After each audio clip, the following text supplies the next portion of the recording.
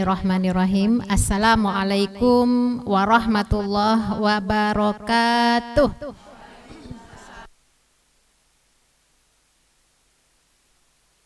Alhamdulillahilladzi allafa baina qulubina fa asbahna bi ni'mati ikhwana. Ya Rabbana lakal hamdu bil iman. Ya Rabbana lakal hamdu bil Islam. Ya Rabbana lakal hamdu bil Quran. Ya Rabbana lakal hamdu bil ukhuwah. Lakal hamdu bil mali wal ahli wal mu'afah. Lakal hamdu bi kulli ni'matin an'amta biha alaina. Allahumma sholli wa sallim wa barik ala Sayyidina Muhammadin wa ala alihi wa ashabi ajmain wa ba'd. Allahumma inna nas'aluka ridho wal jannah wa na'udzubika min sakhatika wa amin ya rabbal alamin. Ibu-ibu yang dirahmati Allah, apa kabarnya ibu-ibu? Masya Allah, wajahnya bercahaya, Masya Allah. Mudah-mudahan kita saat ini dalam naungan ridho Allah, yang dari rumahnya paling jauh, paling panjang pahalanya insya Allah. Di mana Bu yang paling jauh di sini rumahnya, ibu-ibu yang hadir? Bantar Gebang. Ada yang lebih jauh dari Bantar Gebang? Ibu di mana? Jonggol. Ya, Allah lah yang tahu ukuran jaraknya. Soalnya kalau berangkatnya naik mobil dengan naik motor kan beda Bu ya, nyampenya ya. Jadi bukan masalah sampainya tapi masalah niat keikhlasannya. Apalagi naik angkot. Yang paling berat datangnya ke sini dengan berbagai beban yang banyak, paling berat juga pahalanya insya Allah. Ibu-ibu yang dirahmati Allah, pertama-tama kita tajdidun niyah dulu ya Bu. Apa Bu? Memperbaharui niat, tajdidun niyah. Apalagi terasa panas ya Bu ya, tadi masuk agak gerah ya. Mudah-mudahan nanti diganti Allah nanti kesejukan di surganya, amin.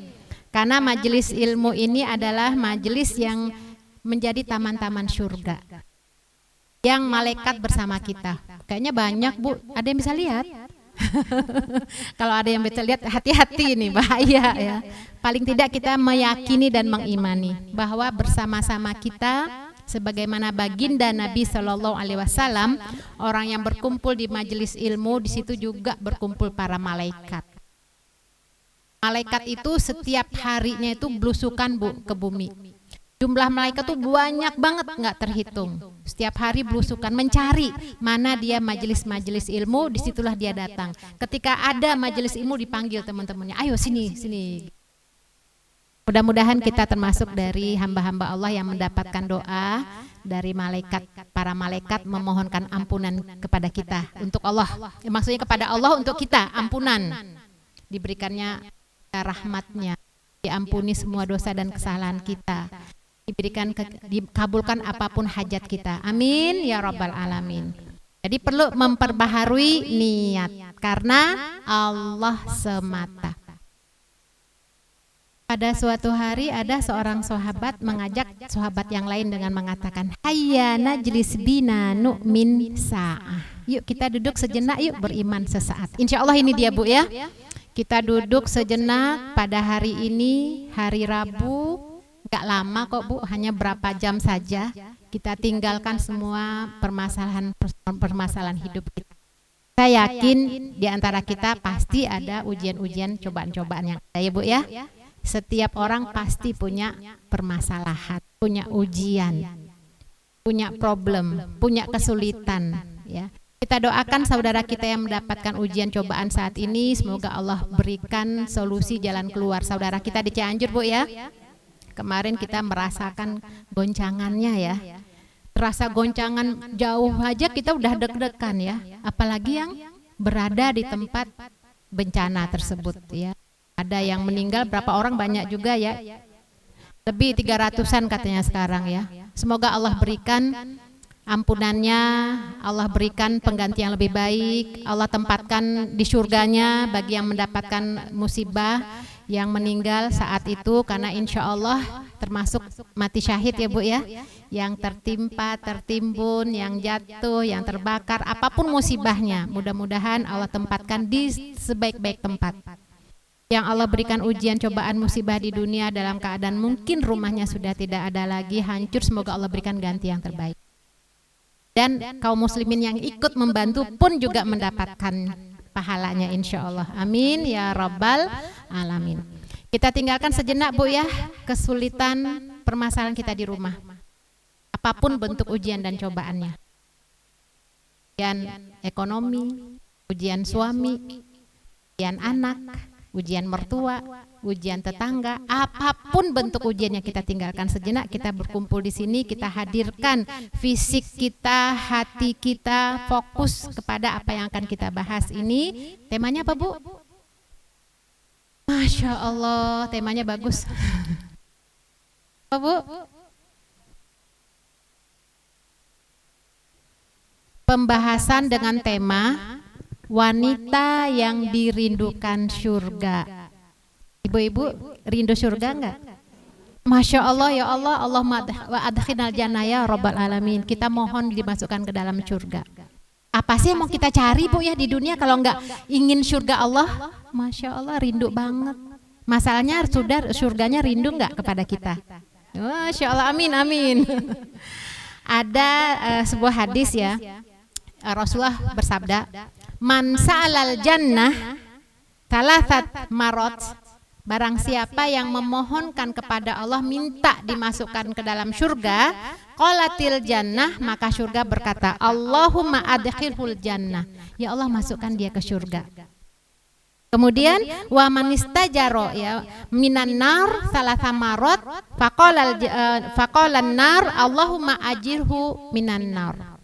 Barang siapa yang berlindung kepada Allah dari nerakanya, maka neraka pun mengatakan, Allahumma, ya Allah, jauhkanlah dia dari neraka.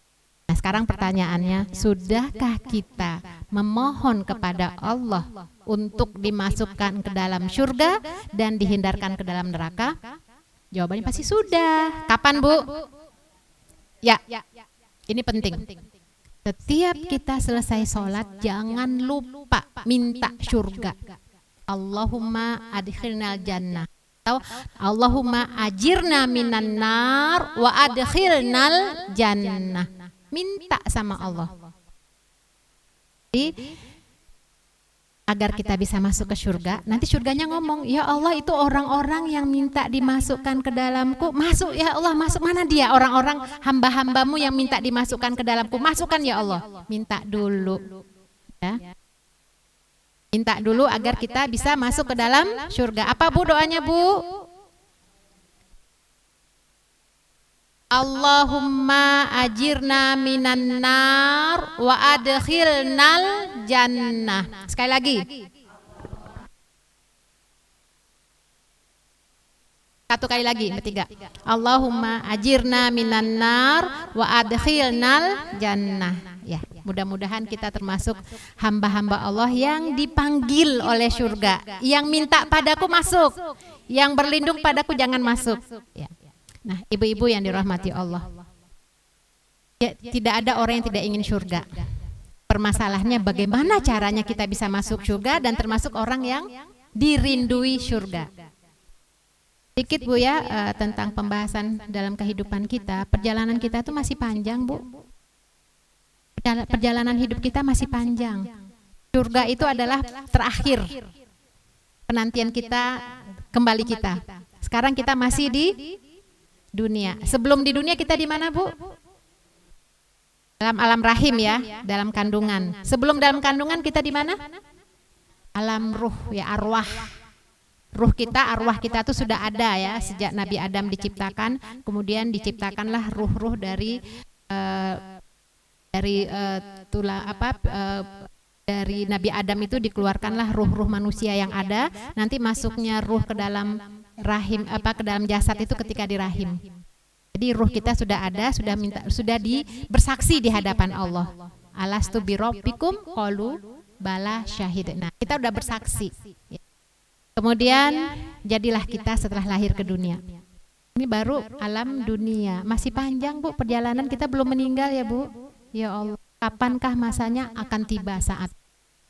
Seperti apakah kita akan dipanggil? Allahu alam bisawab. Pengennya sih husnul khatimah ya Allah. Mungkin di antara kita ada yang sudah diambil suaminya udah pulang duluan. Mungkin bapak, ibu, ya mungkin ada anak kita. Mungkin orang yang terdekat kita sudah duluan. Kita kapan ya? Tunggu giliran. Kullu nafsin dha'iqatul maut. Entah kapan kematian itu menanti kita. Kita tinggal dipanggil. Ibaratnya dipanggil nggak punya nomor urut, Bu. Kalau punya nomor urut kita bisa siap-siap. Masalahnya kita menunggu tapi nggak tahu kapan. Nah, berbahagialah orang-orang yang selalu bersiap siaga. Nggak jauh-jauh pokoknya dia menunggu menanti. Nah, menantinya kita dalam ajar adalah menanti sambil membawa bekal. Bekal untuk dibawa pulang. Mudah-mudahan kita termasuk yang hamba Allah yang berbahagia ya Bu ya. Karena dengan ikut taklim ini juga bagian dari bekal yang kita bawa. Selama niat kita ikhlas karena Allah. Mudah-mudahan berat ya Bu ya bekalnya ya. Bekal yang kita bawa tuh mudah-mudahan berat yang bisa kita andalkan nanti. Kemudian setelah kita meninggalkan dunia, kita berada di alam barzah, alam kubur. Alam kubur itu kita tidak tahu seperti apa, tapi ada gambarannya. Ya bisa jadi alam kubur itu raudhah min riyadil jannah, ya bisa jadi taman-taman surga sejauh mata memandang, taman lah, karena dia akan mendapatkan surga dikasih dulu nih di tamannya dulu. Bisa juga lubang dari api neraka, kita tidak tahu. Mungkin dari alam dunia kita melihat alam barzah itu hanya seonggok batu nisan, lubang yang digali, dimasukkan jenazah dan mayat dikubur di situ. Mungkin itu Bu ya, yang kita lihat, oh kuburan.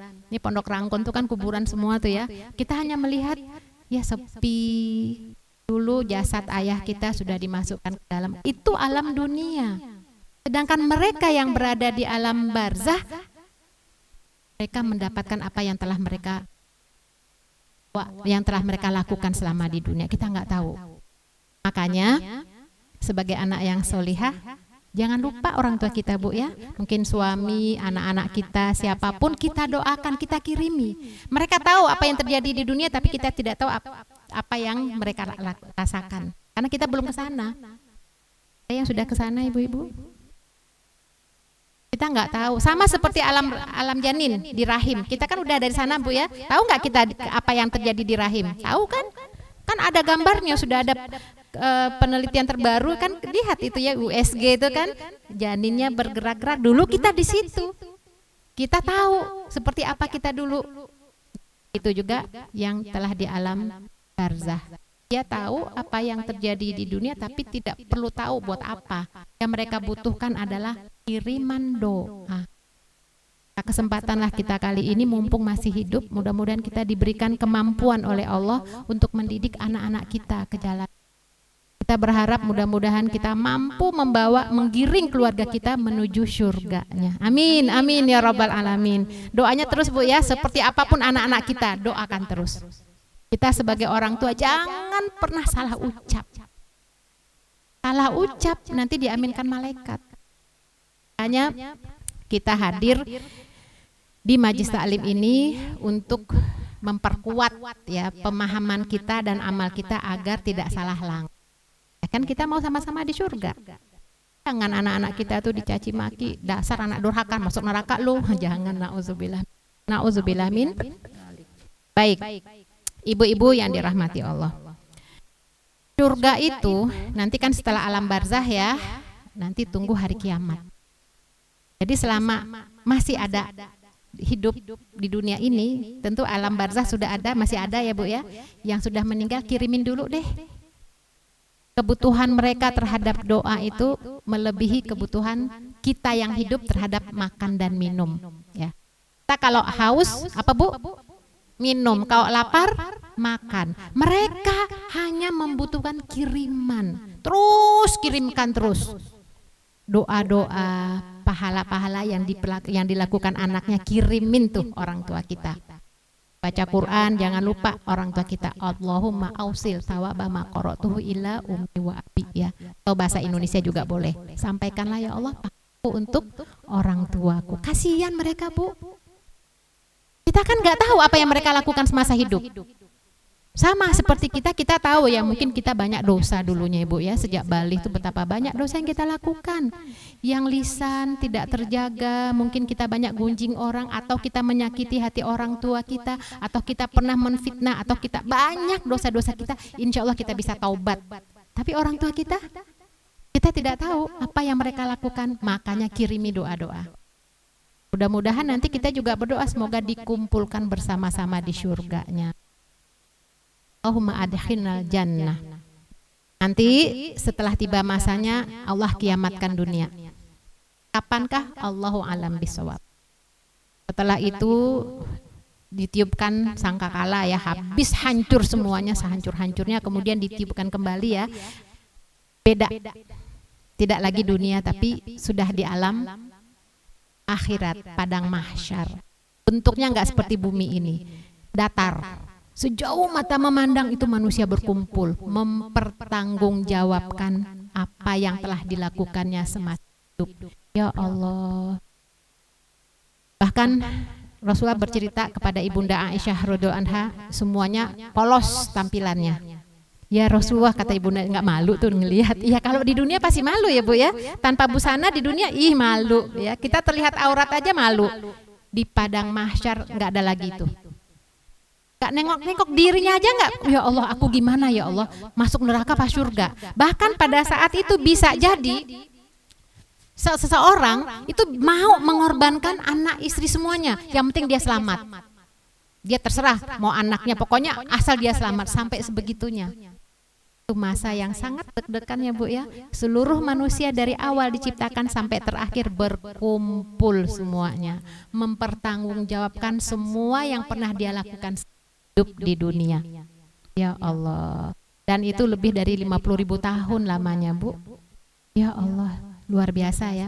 Nah, yang ingin saya sampaikan, ini kan panjang ya huru-hara hari kiamat ya, paling tidak setelah masa itu berlalu, selesai penghitungan, hisab dan segala macam, ada yang dimasukkan ke dalam surga, ada yang dimasukkan ke dalam neraka. Allahumma ajirna minan. Ya Allah, jangan sampai kita nyemplung ke neraka. Nauzubillah min zalik. Nah, saya ingin karena pembahasan kita adalah wanita yang dirindui surga. Ada beberapa Bu, sebenarnya banyak banget ya orang-orang yang dirindui surga. Tapi diantaranya wanita yang dirindui oleh surga, kita tahu surga itu ada berapa pintu Bu? 8 pintu ya. Dikatakan fil jannah tamannya ta'abwab. Ada 8 pintu. Pintunya bukan kayak begini ya Bu ya. Surga itu sejauh mata memandang ya, seluas langit dan bumi, pokoknya nggak bisa di mala ainun ro'at, nggak bisa dilihat oleh mata. Pokoknya luas aja.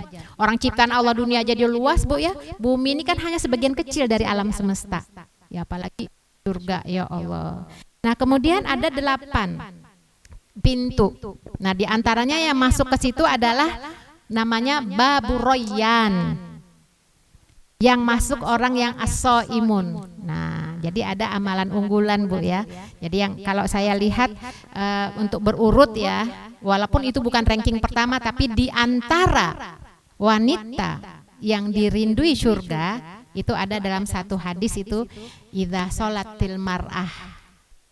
Ketika khomsaha ya, ketika seorang wanita sholat 5 waktu. Nah, yang pertama yang dirindui surga adalah wanita yang selalu senantiasa tidak meninggalkan kewajiban sholat. Nah, itu dulu yang pertama.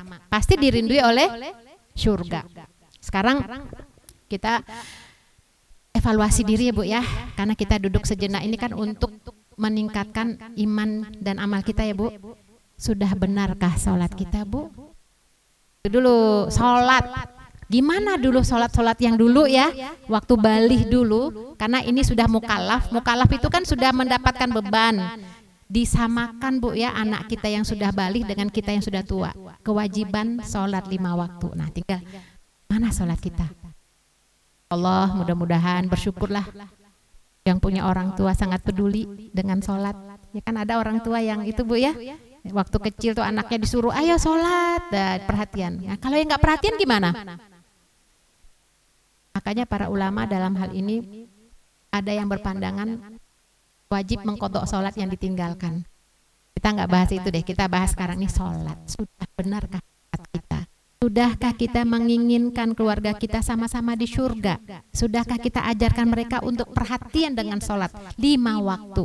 Ini karena banyak kendalanya nih Bu. Masalah haid aja, kita sudah ajarkan belum anak-anak kita tentang haid seperti apa? Buktinya ketika diajak sholat, alasannya apa? Lagi men. Bener gak? Kok udah 20 hari masih men juga? Nah ini masalah sholat Ibu, penting banget sholat ini ya. Al-farqu bainana wa bainahum tarkus sholah ya. Ini pembeda. Al-awalu ma yuhasabul abdu yaumal qiyamah as-sholah. Ini sholat ini penting, makanya orang-orang yang benar sholatnya itu adalah orang-orang yang insya Allah dirindui oleh surga. Kan kita nggak mau masuk surga sendiri, emang mau masuk sendiri Bu? Mau masuk sendiri surga terserah, mau anak mau kagak, yang penting ya Allah Bu. Gak usah jauh-jauh deh, kalau kita ke suatu tempat ya, kalau atau kita makan di restoran ya, makan sendiri enak, yang diinget ya Bu. Aduh di rumah tuh kayaknya aduh belum nggak makan apa, kita pasti ingat keluarga kita. Apalagi nanti di surga sendirian gimana anak kita. Nah dari sekarang kita lihat, kita perhatikan, sudah benarkah sholat kita, sholat anak-anak kita. Ini permasalahan penting Bu, masalah sholat. Karena sholat ini ada juga yang dapat celaka karena sholat. Fawailul lil musallin alladzina hum an sholatihim sahun. Makanya sholat penting. Bahkan saking sholat itu sangat dijaga, Ummul Mukminin Aisyah radhiyallahu anha itu sampai mengkodok loh Bu, sholat ketika beliau udah bersih haid di waktu asar, beliau juga mengkodok zuhurnya. Ketika beliau menjelang subuh sudah bersih, beliau juga sholat maghrib dan isya mengkodoknya. Padahal kan ya udah cukup isya aja lah gitu ya. Itu karena sangat mementingkan waktu sholat ini. Karena hati-hatinya bahkan mengkodok, misalnya sudah masuk sholat jam 12, kemudian baru sholat jam 1, kan keburu haid, mengkodok sholat zuhur itu nanti setelah bersih. Berapa lama haidnya? 6 hari. Nah setelah hari ke-6, kemudian bersihnya waktu isya misalnya, beliau kodok sholat zuhur yang dulu belum sempat dikerjakan. Sampai begitunya Bu. Nah sekarang bagaimana dengan kita? Ingat dulu Bu ya, waktu masih zaman jahiliyah ya, sholat nggak dulu? Masih bolong-bolong. Kadang-kadang orang tuanya ketat ya, disuruh sholat iya, masuk kamar, dibentangin sajadahnya, terus taruh mukena, tapi dia duduk aja. Terus orang tua masuk, udah sholat, udah. Ini akan dihisab Bu, karena sudah haid kan? Bagaimana dengan anak-anak kita yang usia baliknya lebih dulu, lebih cepat? Sekarang Bu, kadang-kadang usia 10 tahun udah haid loh Bu. Cepat Bu, kalau sempat SD, ya Allah. Kedudukan mereka yang sudah haid, anak-anak kita, ini sama dengan kita yang sudah dewasa di hadapan Allah. Nah berarti di sini bagaimana kita sebagai orang tua mesti mampu untuk mendidik anak-anak kita ke jalan Allah, mendidik mereka agar tidak meninggalkan sholat. Sekarang permasalahannya gimana ya? Soalnya anaknya mertua nggak sholat juga. Tahu Bu anak mertua Bu? Suami. Ya sudah, ini kan udah takdir ya. Yang penting kita punya semangat untuk mengingatkan. Terus ingatkan ya. Nah, jadi ini pertama sholat ya. Jadi sholat ini menjadi bagian yang sangat penting untuk bisa kita masuk ke dalam surga. Karena memang sholat ini amalan yang pertama dihisab oleh Allah. Kalau sholatnya baik, seluruh amalnya pasti baik. Salahnya sholatnya benar nggak? Kita usahakan ya Bu ya, walaupun kadang-kadang banyak cobaan ya. Sholat aja ingat ya. Punya ide yang bagus, oh hari ini masak apa ya, lagi sholat. Barang yang hilang ketemu, ya Allah. Kita berusaha terus, ya insya Allah. Itu sholat ya. Idza sholat komsaha, ketika dia sholat. Ini yang 5 waktu dijaga. Apalagi sekarang banyak sholat-sholat yang sunnah. Sholat sunnah itu gunanya untuk apa Bu? Melengkapi kekurangan sholat wajib. Maka insya Allah ya Bu ya, kita bawa bekal dari sekarang. Sholat 5 waktu plus sunnah-sunnahnya. Kalau bisa mah 12 rakaat setiap hari. Karena man sholla itna rokaat, barang siapa yang sholat 12 rokaat sunnah rawatib bana baitan fil jannah, Allah akan membangunkan rumah baginya di surga. Jadi kita buat kapling dulu Bu, buat surga ya, ada rumah dengan 12 rokaat. Padahal kalau di dunia mah kita mau bangun rumah aja Bu, ya Allah itu butuh waktu yang, ya kan kalau kita mau rumah di BTN ya, itu cicilannya berapa tahun? 15 tahun. Untuk membayar cicilannya apa yang kita lakukan? Kerja tuh dari subuh pulangnya maghrib. Hanya untuk dapat rumah di dunia. Bagaimana rumah di akhirat? Tentu lebih giat lagi mestinya kan Bu? Ini hanya 12 rakaat. 12 rakaat itu berapa lama Bu? Ya enggak lama. Ya, 2 rakaat sebelum subuh, 4 rakaat sebelum zuhur, 2 rakaat setelah zuhur, 2 rakaat setelah maghrib, 2 rakaat setelah isya. Berapa lama itu? 30 menit ada. Tergantung yang dibaca ya. Hanya itu modalnya. Dapat insya Allah dibangunkan Allah rumah di surga. Amin amin ya rabbal alamin. Mudah-mudahan kita udah punya kapling Bu ya di surga ya. Amin ya rabbal alamin. Amin. Belum lagi kalau duhanya 12 rakaat. Dibangunkan apa? Qasrun fil jannah, istana di surga. Masya Allah. Ini kayaknya di antara ibu-ibu ada yang punya perumahan banyak tuh nanti di surga ya. Masya Allah. Amin amin amin ya rabbal alamin. Jadi waduh, bingung nanti yang mana ya rumahnya ya. Karena di surga itu nggak ada lagi kerja, nggak ada lagi seperti sekarang. Orang di surga tuh sibuk. Sibuk apa? Sibuk dia dengan kenikmatan isi surga. Jadi nggak bosan Bu. Ngapain ya nanti ya di rumah aja, kalau kita nggak ada kerjaan bingung ngapain ya. Di surga tuh waduh Masya Allah, mala ainun ro'at wala udhunun samiat. Apapun yang kita inginkan tahu ada gitu ya, Masya Allah. Nanti berkunjung Bu penghuni surga itu. Hari Jumat nanti punya taklimnya. Jadi taklimnya tuh sejauh mata memandang ngumpul semua. Nanti ada nostalgianya juga loh Bu. Ingat nggak dulu? Oh ingat, reunian. Bahkan dalam surat As-Saffat itu ayat 54 itu ya. Itu penghuni surga juga meninjau penghuni neraka. Cari temennya mana ya, temanku dulu ya. Jalan-jalan, Masya Allah, jalan-jalannya ke neraka ya.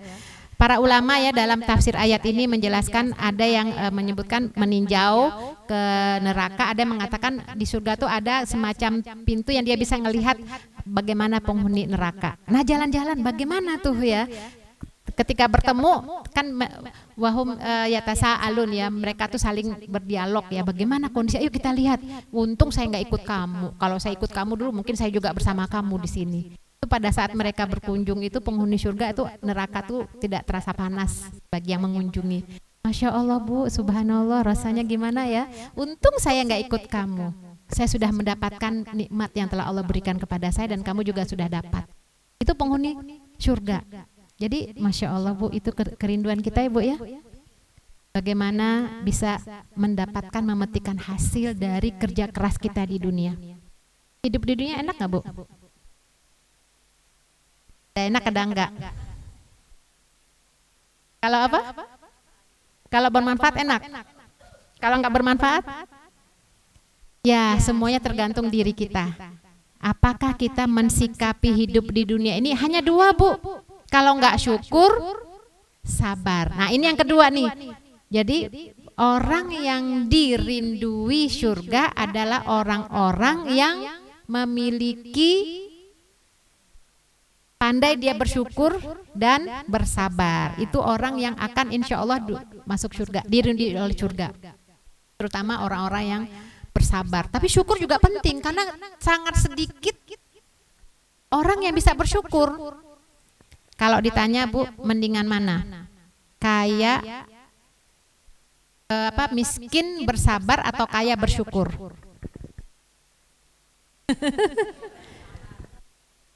Mendingan miskin bersabar. Sebenarnya kaya bersyukur lebih sulit. Paling sulit. Udah kaya bersyukur. Paling sulit. Hanya sedikit hamba-hamba Allah yang mampu bersyukur dalam kondisi kaya. Yang ada mah semakin kaya semakin serakah.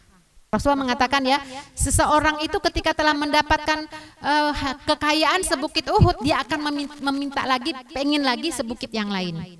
Jadi semakin dia memiliki, semakin rasa serakahnya itu semakin banyak. Sulit Bu. Tapi kalau miskin bersabar, mau apa lagi, udah miskin mau sabar, rugi kalau nggak sabar ya. Tapi memang sulit, kebanyakan orang miskin itu tidak bersabar dengan apa yang dia alami.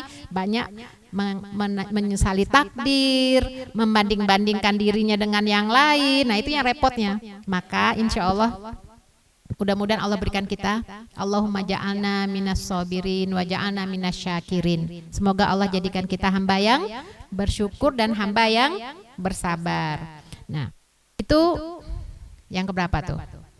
2 ya. Kemudian yang ketiga, somat syahroha. Kalau dalam hadis yang wanita yang soleha itu adalah wanita yang ada 4 ya. Sholat somsaha, dia sholat 5 waktu. Kemudian somat syahroha, jadi dia puasa di bulan Ramadan, hanya puasa saja. Ya, insya Allah Bu ya, kita mudah-mudahan juga berpuasa sunnah ya Bu ya. Karena puasa itu termasuk pahala yang paling besar yang didapat. Ya, kan Allah mengatakan, menjanjikan, wa anna siyamli wa anna ajzi bih. Siam itu untuk, saum itu untukku, puasa itu untukku, aku yang akan memberikan balasan. Maka mudah-mudahan Allah berikan kita kesehatan ya Bu ya, bisa puasa. Tidak hanya Ramadan, tapi juga puasa sunnah. Puasa apa aja Bu? Senin Kamis, Ayyamul Bid, kemudian hari-hari 10 Muharram ya, Asyura dan seterusnya.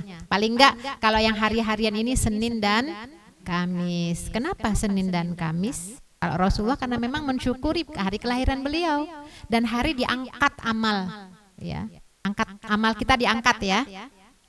Setiap hari Senin dan Kamis. Maka Rasul itu suka kalau dalam keadaan amalnya diangkat dalam keadaan puasa. Insya Allah ya Bu ya, berpuasa Kamis. Karena puasa itu pahalanya besar. Baik, jadi puasa sunnah wajib jelas. Ini sebentar lagi bulan Ramadan ya Bu ya. Allahumma balighna Ramadan ya Rabb.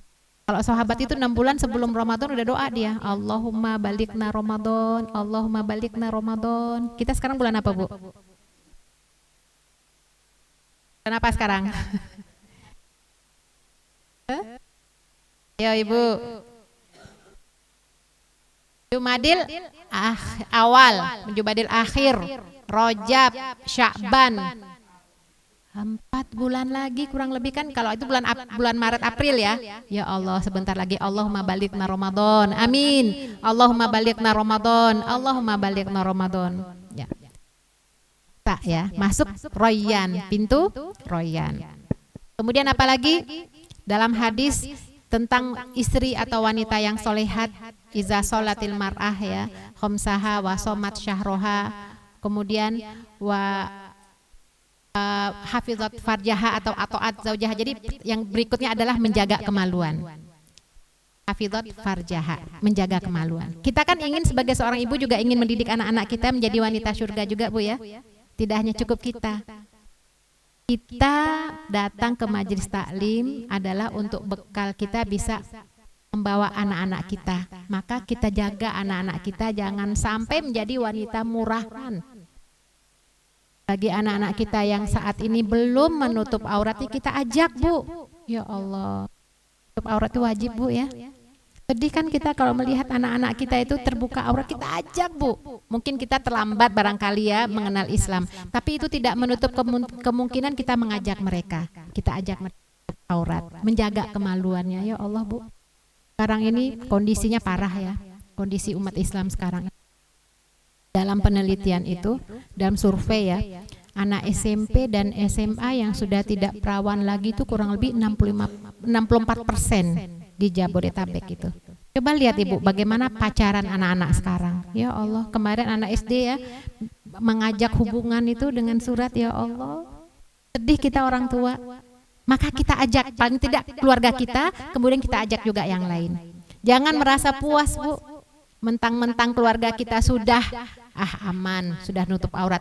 Tapi kemudian kita tidak peduli dengan yang lain. Kita berusaha juga menjadi hamba-hamba Allah yang mengajak. Jadi Bu, saya berharap kita semua juga mengajak yang lain Bu ya. Tidak hanya cukup dengan kita ajak, kita ingatkan.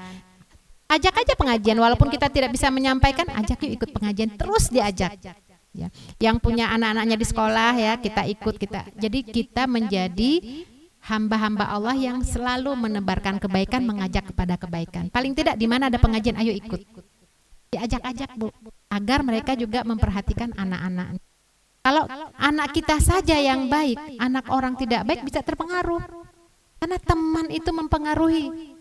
Almar'u ma'adini khalilih. Kalau orang itu temannya, anak itu temannya buruk akhlaknya, siapa yang yakin kalau anaknya juga baik? Ini kita yang kita khawatirkan. Maka kita ajak anak-anak kita ya Bu ya, untuk menjaga dirinya. Dimulai dari rumah. Orang tua dulu ngajak anak-anak ya Bu ya. Ibu-ibu anak-anak udah baik-baik ya Bu ya, insya Allah, amin. Mudah-mudahan kita doakan juga anak-anak orang lain, jangan anak kita Bu. Kita doakan semuanya, ya Allah jagalah, lindungilah anak-anak kaum muslimin, laki-laki dan perempuan, lindungilah mereka, jagalah akhlak mereka, jauhkan mereka dari perbuatan fahsya dan mungkar. Subhanallah. Karena kalau kita mendoakan anak orang, Allah, malaikat juga, walaki muslim, kamu juga dapat. Anak kita dengan sendirinya juga didoakan oleh malaikat. Jangan dicela. Udah dasar tuh anak, orang tuanya alim, anaknya kayak begitu ya, nggak nyangka ya. Jangan begitu Bu, nggak boleh. Padahal orang tuanya kiai loh, kok anaknya kayak gitu? Sebagai seorang yang insya Allah ingin menjadi hamba Allah yang dirindu surga, nggak begitu cara memandangnya. Yang tidak mempertanyakan atau mencela. Padahal bukan begitu Bu. Padahal orang tuanya apa yang itu kiai, itu ulama. Kenapa? Enggak begitu, bukan kenapanya Bu. Ini masalah kita bersama. Apapun yang terjadi pada saudara kita ini adalah persoalan kita semua. Mereka adalah saudara kita. Kunu ibadallahi ikhwana. Tidak mencela, jangan mencela. Dilarang mencela. Tidak boleh menjudge, tidak boleh menghakimi, tidak boleh menghina, enggak boleh. Umat Islam tidak boleh menghina. Dalam hadis Tirmizi, walaupun hadisnya dhaif, seseorang yang mencela saudaranya dengan perbuatannya, dia akan mendapatkan apa yang dia celak dalam hidupnya. Akan balik Bu, karena kita berarti menganggap diri paling baik, paling benar. Anakku dong baik.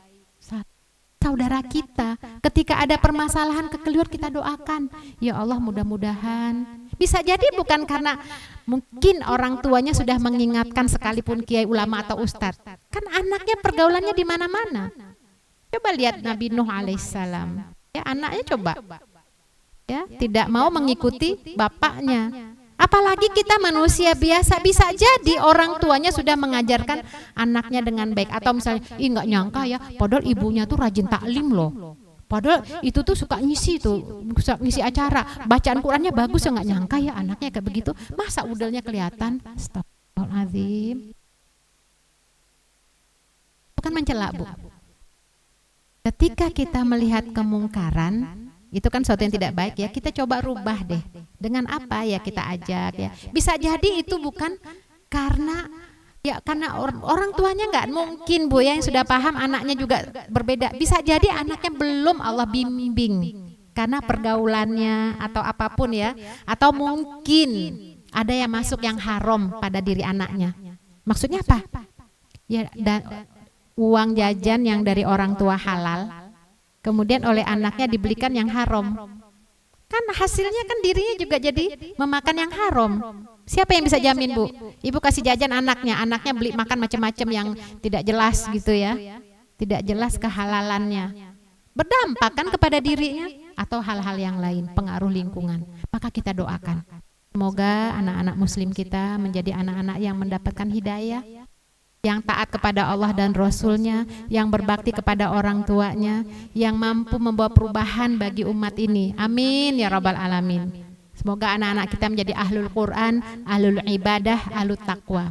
Jangan pernah mencela ya Bu ya, jangan pernah mencela anak orang. Kita doakan mudah-mudahan dapat hidayah. Atau misalnya kita lagi naik mobil atau naik angkot ya, ada remaja saling, anak sekarang ya, zaman di mana tuh orang tuanya? Ya doakan Bu. Kalau lihat kemungkaran kita doakan, itu selemah-lemahnya iman. Ya, baik. Jadi itu tadi apa Bu? Sholat, terus syukur dan sabar ya, terus puasa, menjaga kemaluan. Menjaga kemaluan, kalau dibahas luas, sekarang banyak penyimpangan seksual Bu. Na'udzubillah min dzalik. Apa sih maksudnya penyimpangan seksual? Sekarang yang kita khawatir anak kita tuh bukan anak perempuan aja Bu, anak laki juga. Anak laki bisa jadi korban. Makanya kan kita maunya masuk surga rame-rame ya, sekeluarga. Maka kitalah yang menjaga dan membimbing keluarga kita. Jangan sampai kehormatannya itu ternoda. Yang laki-laki ataupun yang perempuan. Tidak hanya diri kita tapi keluarga kita, karena kita ingin masuk surga bersama keluarga. Kita ingin surga merindukan kita sekeluarga.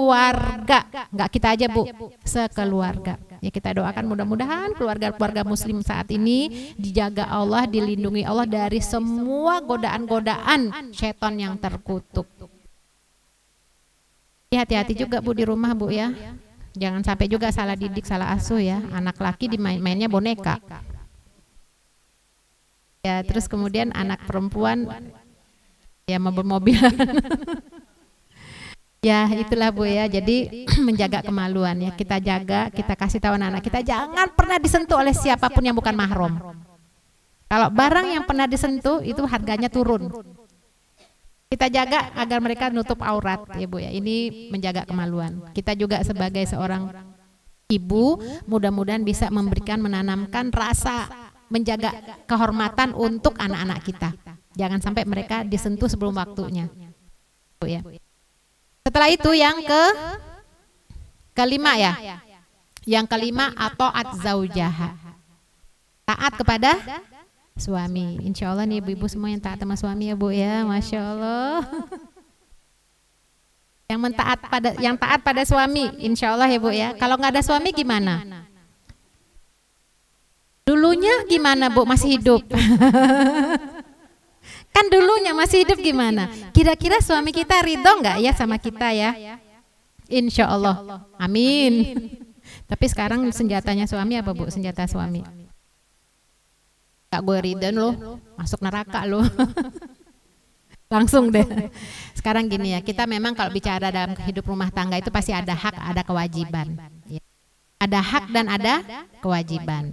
Ketika suami tidak menunaikan kewajibannya, berarti dia dosa terhadap Allah. Tapi ketika istri tidak menunaikan kewajibannya, dia dosa kepada Allah dan kepada suami. Jadi nggak pakai lo nggak ngasih, gua juga nggak ngasih, nggak begitu Bu ya. Mana nafkah gua, lo nggak ngasih nafkah gua juga nggak ngelayanin dulu, nggak begitu Bu dalam rumah tangga. Kan suka ada begitu ya. Karena kamu tidak, saya juga tidak. Ya kan berarti dosanya sama-sama dong. Rugi kita.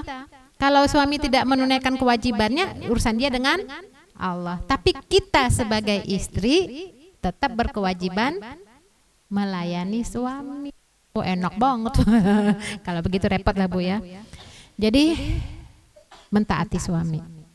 Bahkan ketika istrinya meninggal, suaminya ridho, Masya Allah, masuk surga. Maka berbahagialah ibu-ibu yang memiliki suami yang sayang dengan ibu. Apalagi yang telah menunaikan kewajibannya, apalagi yang kurang coba. Kurang banyak rezekinya. Ya ibu-ibu yang dirahmati Allah itu ya Bu ya. Bagaimana surga merindukan wanita. Wanita yang dirindukan surga adalah wanita yang taat kepada suaminya. Taat dalam hal yang ma'ruf, bukan taat dalam hal yang keburukan. Karena ada juga suami yang nyuruh istrinya yang tidak baik. Kamu tuh kalau jalan sama saya jelek udah deh bukalah kerudungnya. Kan menyenangi suami kan pahala. Nah, itu keliru. Ya kan banyak kasus pertanyaan, suami nyuruh saya buka kerudung gimana ya? Kan perintah suami wajib dituruti. Salah. La ta'atal makhluk fi ma'siyatil khaliq. Enggak boleh taat kepada makhluk kalau itu maksiat kepada Allah. Enggak boleh Bu. Jadi ketika suami menyuruh keburukan, nggak boleh ditaati. Nah, inilah ibu-ibu ya yang dirahmati Allah. Bagaimana wanita yang dirindui surga adalah wanita yang mentaati suaminya. Apalagi suaminya itu nyaris sempurna. Maksudnya nyaris sempurna apa? Menafkahi lahir batin, lembut, tidak kasar, bertanggung jawab, perhatian. Masya Allah. Cuman ada yang kurang, namanya manusia. Apa kalau tidur ngorok? Ah, udahlah. Itu biasa ya Bu ya. Bersyukurlah kalau ada suami seperti itu, dijaga. Tapi suami saya nggak begitu, nafkah batinnya doang yang dikasih, lahirnya kagak. Masih bersyukur Bu, alhamdulillah kan masih bertanggung jawab. Prinsipnya dalam hidup ini adalah jangan pernah membandingkan kehidupan kita dengan kehidupan orang lain. Jangan pernah menyamakan, membanding-bandingkan suami kita dengan suami orang lain. Nanti masuk syaitan, akhirnya tidak bersyukur. Kenapa? Karena Rasulullah mengatakan yang paling banyak di neraka itu justru perempuan, wanita. Padahal kita ingin dirindui surga. Kenapa? Li'annaha kufronul asyir. Karena kalau berantem sama suami itu rasa syukurnya kurang. Kalau lagi berantem nggak pernah saya, nggak pernah Bu. Padahal pernah ada beberapa kali, tapi kalimatnya tidak pernah. Berarti dia kufur, tidak bersyukur. Suaminya dianggap tidak memiliki kebaikan apa, padahal perhatian, tapi karena lagi sakit hati, makanya dianggap nggak pernah. Makanya Ibu ada hikmahnya. Kenapa? Hak tolak, hak cerai ada di tangan suami, bukan di tangan istri. Karena istri itu main perasaan. Kalau udah marah tuh, udah kita cerai aja. Bisa jadi dalam satu hari tuh cerai bisa 5 kali lebih kali Bu ya. Jadi inilah sebabnya kenapa hak cerai ada di tangan suami. Tapi kalau suami sekali dia mengucapkan jatuh. Ini hati-hati nih Bu ya. Kadang-kadang dalam rumah tangga tuh zina yang ada Bu. Dalam rumah tangga muslim kadang-kadang tuh bukan lagi pernikahan, itu perzinahan. Karena ketidaktahuan ilmu bagi suami. Langsung aja kalau marah, kamu saja. Entar malam, maaf tadi khilaf. Besok marah lagi, udah kita pisah, kamu saya cerai. Wah, ini udah nggak kehitung. Padahal dalam Islam tuh at-thalaqu marratan. Cerai itu hanya 2 kali. Yang ketiga tuh nggak bisa balik lagi.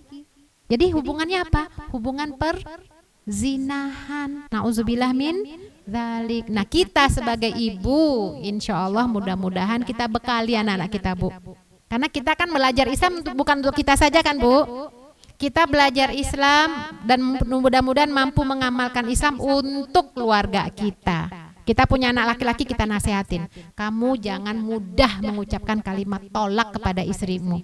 Nah, begitu juga istri. Jangan memancing kemarahan suami. Kita Bu orang tua, kan kita mau sama-sama di surga. Waduh, enak banget Bu ya. Ya Allah, mudah-mudahan sekeluarga di surga. Amin ya rabbal alamin. Kita di sini aja di dunia kalau ngumpul rame-rame seneng kan Bu? Wah, kita ngumpul aja. Kemana kita nih jalan? Wah, sekeluarga seneng banget anak cucu. Ya Bu ya. Oh, saya seneng banget kalau ngumpul semua cucu saya mau 6. Tuh, Masya Allah.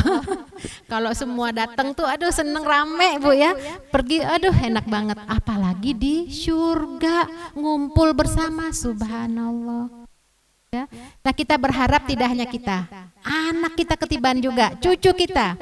Makanya kita jangan lupa doa Bu. Kalau doa itu masukkan niat-niat yang baik. Innamal a'malu bin niat. Datang untuk ketaatan ke majlis taklim, kita doa, ya Allah, mudah-mudahan Engkau berkahi apa yang aku lakukan ini membawa dampak kepada keluargaku. Mudah-mudahan Engkau berkahi keluargaku ya Allah, karena sebab aku menghadiri majlis taklim ini karenamu.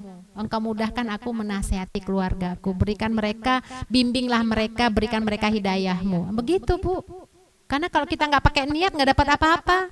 Ada 2 orang yang bekerja, beramal, berusaha, satu dapatnya banyak, satu nggak dapat apa-apa, berdasarkan niat. Maka masukin aja niat. Ya Allah, aku begini karenamu ya Allah, oleh karena itu berkahi hari-hariku, berkahi anak-anakku, berkahi keluargaku, berkahi rezekiku ya Allah, jadikan kami semuanya bisa berkumpul semua di surga.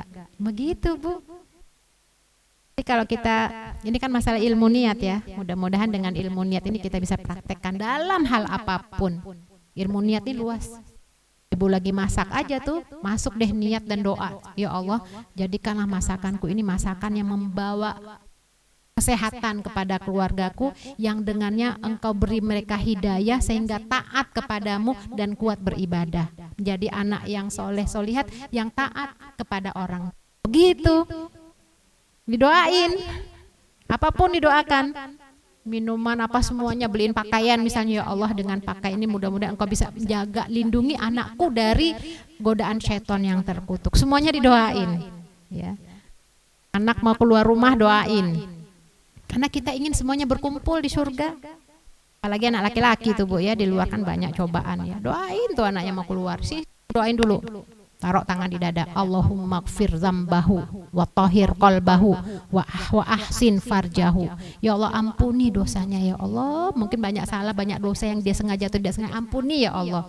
Wa tahhir qalbahu, bersihkan hatinya dari semua syahwat-syahwat yang ada ya Allah, bersihkan semua dosa-dosa yang ada di hatinya.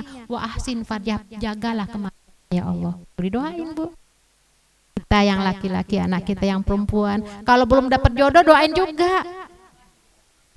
Allahumma gfir dzambahu. Ayo sama-sama kita baca. Allahumma gfir dzambahu wa tahhir qalbahu wa tahhir qalbahu wa hassin farjahu wa hassin farjahu. Amin. Itu untuk laki-laki ya. Untuk yang perempuan, Allahumma gfir dzambaha wa tahhir qalbaha wa hassin farjaha. Itu anak perempuan. Jadi kita doakan anak-anak kita itu. Jadi hidup kita tuh penuh dengan doa Bu. Lihat anak bujang kita belum nikah juga, disuruh nikah, kapan kamu mau nikah nih, belum ada. Kita doa Allahumma rzuqhu zaujatan solihatan. Tuh ya Allah karuniakan dia istri yang solihah. Tuh didoain. Yang perempuan juga Allahumma rzuqha zaujun solihun. Ya Allah berikan dia, karuniakan dia. Kalau nggak bisa bahasa Arabnya bahasa Indonesia aja Bu. Bahasa Indonesia boleh. Ya Allah. Jadi hidup kita tuh penuh dengan doa. Lisan yang keluar nih doa semua. Lihat kesusahan orang lagi naik mobil, mungkin ada yang mogok. Ya Allah, mudah-mudahan Engkau berikan kemudahan untuk kendaraannya biar cepat baik lagi. Doakan. Allah, hidup kita tuh kalau penuh doa tuh kembalinya ke kita Bu. Ya. Jadi ada apapun dalam kehidupan ini ketika kita sikapi dengan kembali kepada Allah dengan doa, insya Allah itu termasuk hamba Allah yang dirindui surga. Hatinya jadi bersih Bu. Bukankah orang yang hatinya bersih itu man ata biqalbin salim yauma la yanfa'u malun wala banun illa man ata biqalbin salim. Masuk surga hatinya itu bersih. Enggak ada riya, ujub, sombong, takabur, munafik, iri, dengki. Semuanya bersih Bu. Yang ada doa. Bukan syukurin, dasar biar syukurin. Misalnya nauzubillah min dzalik, hati kita bersihkan Bu. Masya Allah, mudah-mudahan Bu ya Allah jaga hati kita. Allahumma ati nafsi taqwaha zakkiha anta khairun man zakkaha anta waliyuha wa maulaha. Itu untuk kebersihan hati. Tadi kan yang acara Sabtu disampaikan oleh Ustadz Isa tadi kan, itu kan lebih kepada pembersihan hati kan Bu ya. Nah itu yang dirindui oleh surga. Hatinya bersih, nggak ada dengki. Lihat saudaranya tuh seneng saudaranya bahagia, kita seneng. Saudaranya susah, kita doakan, kita bantu. Subhanallah, luar biasa. Itu orang-orang yang dimudahkan oleh Allah. Semoga nanti kita juga dimudahkan oleh Allah masuk dalam alam akhirat dengan lancar dan mudah, mengakhiri hidup ini juga dengan mudah, dengan husnul khotimah. Biha ya Allah bihusnil khotimah. Nah, itulah ibu-ibu yang dirahmati Allah, di antaranya wanita yang dirindui. Ya, kesimpulan dari apa yang kita bahas, orang atau wanita yang dirindui surga adalah orang-orang yang bertakwa, taat kepada Allah dan Rasulnya. Itu kalimat kunci. Jadi kalau kesimpulannya, yang dirindui oleh surga adalah orang yang bertakwa, yang taat kepada Allah dan Rasulnya. Itu udah semuanya kesimpulannya tuh. Taat kepada Allah ya semuanya, taat kepada Rasul semuanya. Ya semuanya, masalah-masalah kecil semuanya ada. Insya Allah pasti masuk surga. Masya Allah. Ya.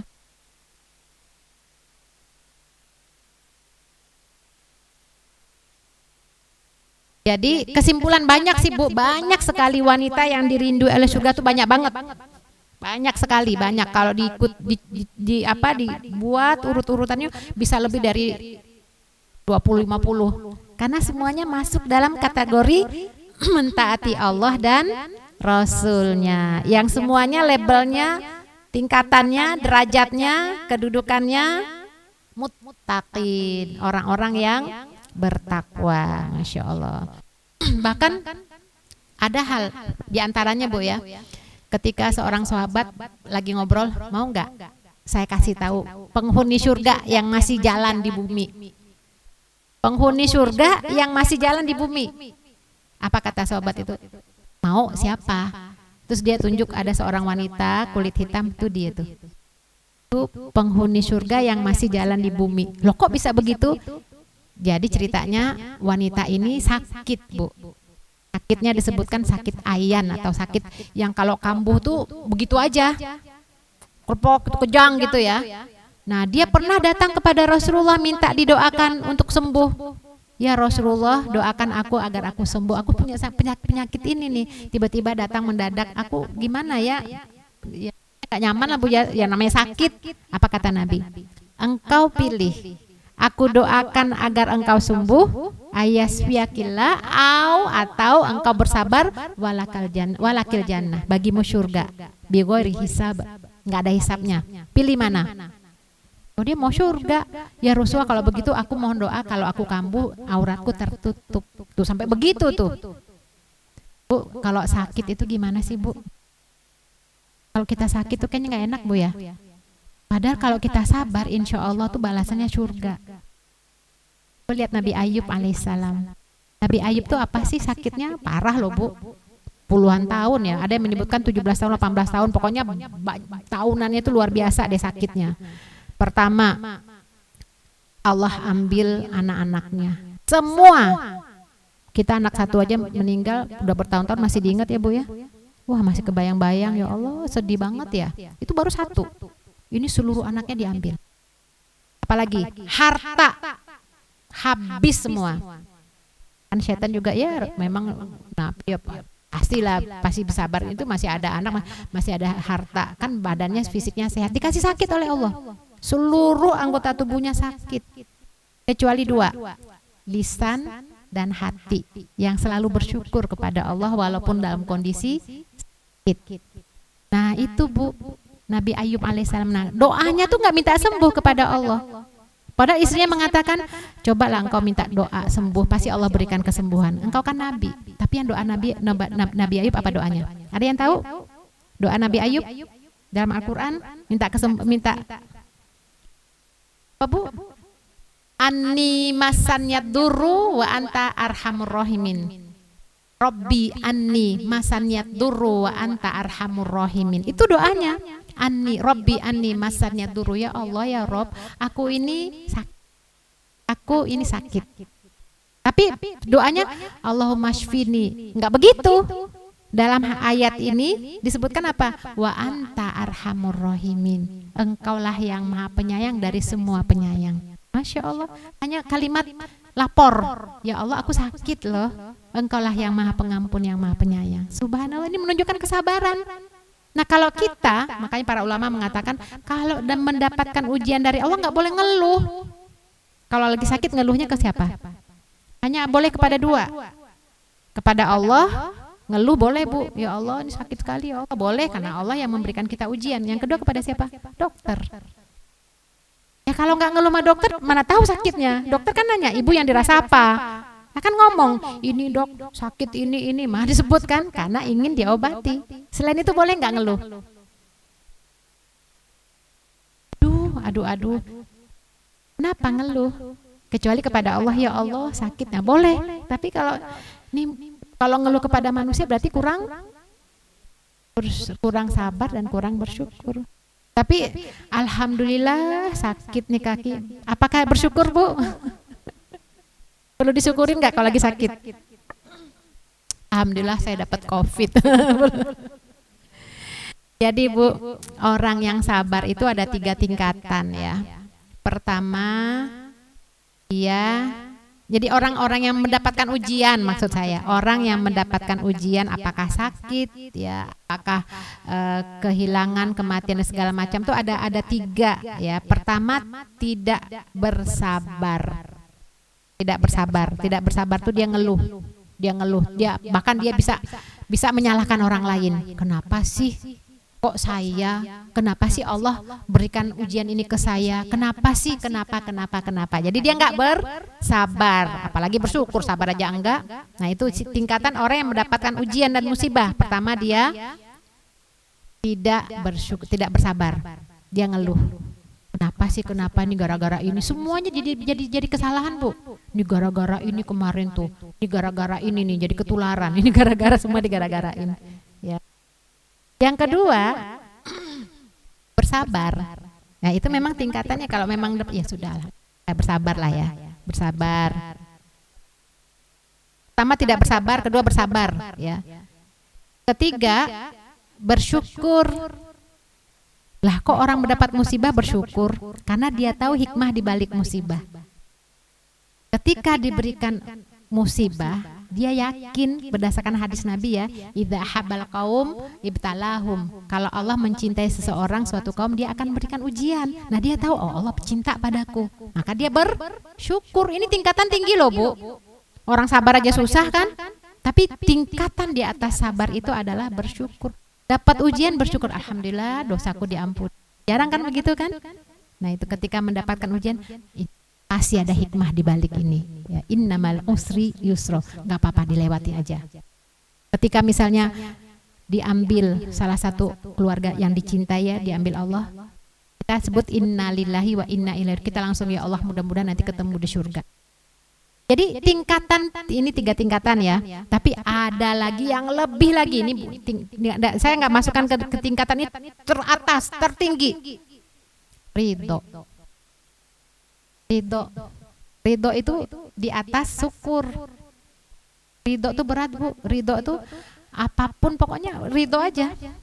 Itu di atas syukur. Kalau syukur kan masih masih ada harapan, oh nanti dapat pahala, nanti dapat ini, dosa diampuni, banyak lah. Tapi ketika ridho, apapun yang Allah berikan tetap ridho, nggak ingin yang lain-lain, nggak ingin balasan-balasan, nanti dapat ini, dia ridho aja. Makanya kita dilatih oleh Allah lewat Rasulullah dengan doa setiap setelah pagi dan petang, ya, subuh dan waktu asar, ya, dengan ridho.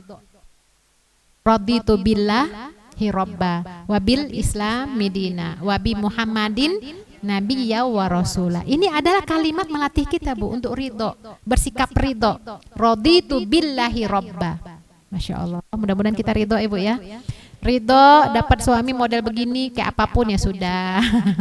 Kita bersyukur plus bersabar, alhamdulillah, ya. Dapat anak model begini, kita ridho, tapi terus kita berusaha untuk memperbaikinya. Kondisi ekonomi begini, alhamdulillah kita ridho apapun, ya. Panas gini gerah, ridho, insya Allah, nggak ngeluh. Kenapa sih rumah gede-gede begini nggak ada AC? Jadi ini bedakan, Bu, ya, mengeluh dengan mengevaluasi itu beda. Ya, misalnya gini, anak kita sakit. Ternyata ketika di rumah sakit penanganannya lama. Karena lamanya penanganan, ya karena sebab kan banyak, mungkin penuh rumah sakit, ketahuinya anak kita meninggal. Apa yang kita katakan? Pasti innalillahi wa inna ilaihi rajiun, pasti, ya. Habis itu apa yang keluar? Ngomel, ini rumah sakit nggak profesional, gimana? Oh, marah-marah tuh. Nah, bedakan mengevaluasi dengan tidak menerima kenyataan. Ini kan sudah mau apa lagi? Tapi perlu dievaluasi, ada apa ya sebabnya? Perlu, ya. Misalnya ada anak yang kena DBD, ya. Panas sudah berapa hari di rumah, dikasih obat-obat aja, ternyata nggak sembuh-sembuh, dibawa ke dokter, ternyata sampai di rumah sakit meninggal. Itu apa yang mengevaluasi dengan menyesali takdir, itu sesuatu yang berbeda, nggak sama. Ketika kita mengevaluasi, kita lain kali, nah itu mengevaluasi, ya, lain kali kalau anak sakit panas itu perlu diobatin, jangan dibiarkan di rumah, itu evaluasi. Tapi jangan coba seandainya, itu nggak boleh. Kalau coba seandainya itu menyesali takdir, itu sangat dibenci. Bahkan Rasulullah melarang, la taqul law kana kadza wa kadza. Kamu jangan katakan, ya, seandainya begini akan begini. Tapi katakanlah qadarullah wa ma syaa fa'ala, itu udah takdir Allah. Jadi bedakan Bu ya, menyesali takdir dengan evaluasi. Ya artinya ini mengevaluasi bukan menyesali takdir loh, lain kali nanti kalau ini begini. Makanya jadi beda dengan menyesali takdir. Coba seandainya nggak akan begini deh. Coba itu namanya menyesali takdir. Coba aku nggak kawin dengan kamu, nggak kayak begini nasibku. Itu salah ya Bu ya. Ya sudah takdirnya mau gimana? Makanya lihat aja tuh suami, qadarullah wa ma syaa fa'ala. Udah gitu ya. Nggak usah banding-bandingkan dengan yang lain ya. Nggak usah banding-bandingkan. Nggak bisa tukar tambah ya Bu. Kita terima semua ujian Allah, pasti ada hikmahnya. Pasti ada sesuatu yang Allah inginkan kepada kita. Semua yang ada ini kan ujian ya Bu ya. Nggak boleh, apalagi misalnya lihat anak kita dengan anak tetangga, beda banget ya. Anak tetangga tuh kayaknya nurut banget sama ibunya. Apa kata ibunya nurut. Anak kita baru ngomong satu udah tinggi, udah banyak. Kenapa sih? Ya jangan begitu, lihat dulu bagaimana pendidikan anak tetangga dengan kita. Sama nggak? Oh ternyata anak tetangga ibunya itu sabar ya. Lah kita mungkin agak rada-rada gitu ya, cerewet. Jadi hasilnya kayak begini. Nah itulah ibu-ibu ya, mudah-mudahan Allah kumpulkan kita semua di surga. Selalu kita minta kepada Allah surganya. Setiap yang kita lihat, yang kita dengarkan, apapun kebaikan-kebaikan kita kembalikan kepada Allah. Pokoknya minta surga. Allahumma ajirna minan nar wa adkhilnal jannah. Kita juga doakan semoga kita menjadi istri yang solihah bagi suami kita, ibu-ibu yang solihah bagi putra-putri kita, anak-anak yang solihah bagi kedua orang tua kita, dan hamba-hamba Allah yang solihah. Semoga Allah kumpulkan kita bersama-sama di surganya, berdampingan, bertetangga dengan Rasulullah Shallallahu Alaihi Wasallam berserta keluarga dan para sahabatnya. Semoga kita dapat mengakhiri hidup kita di dunia ini dalam keadaan husnul khatimah biha ya Allah, bihusnil khatimah biha ya Allah, bihusnil khatimah. Semoga Allah kumpulkan kita berserta anak cucu kita, keturunan kita, orang tua, nenek moyang, semua keluarga kita semua berkumpul dalam jannatul firdausil ala ya rabbal alamin. Rabbana taqabbal minna innaka antas samiul alim wa tub alaina innaka antat tawwabur rahim. Sebelum saya tutup, apakah ada pertanyaan?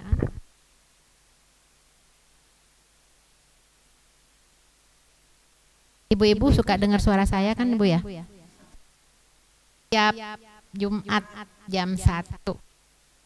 Kali ada yang ingin mengenal lebih dalam lagi, Ibu silakan. Ya di Rasid. Tentang fikih ya Bu ya, jam 1.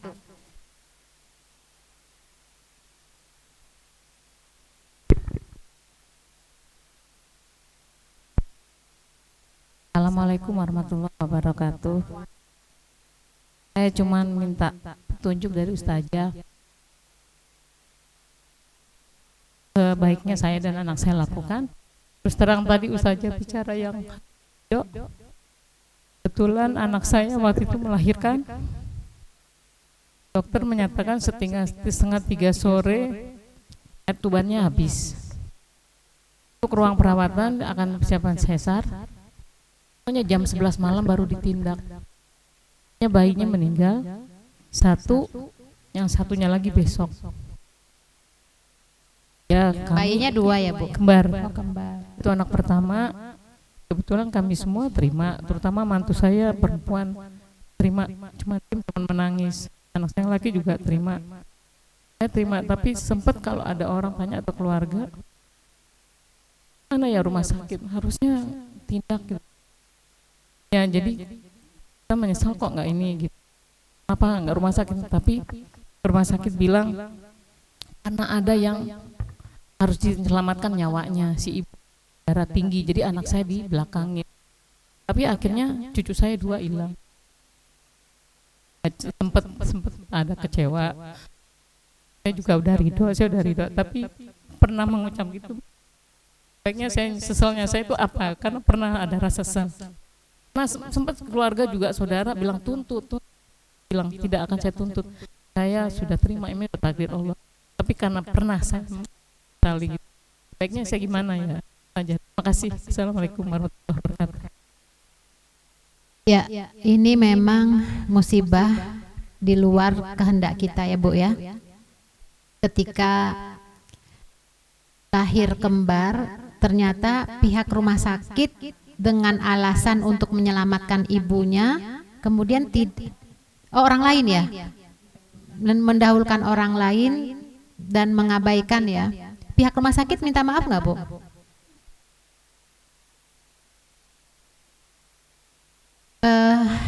Ya memang ini permasalahan profesional ya. Barangkali kita tidak tahu ini sebenarnya kalaupun dituntut itu sebenarnya bukan menyesali takdir.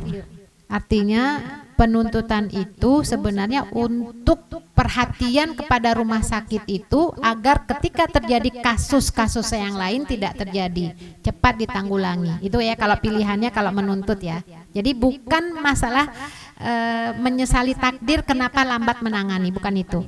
Jadi ini masalah niat. Niat ini penting.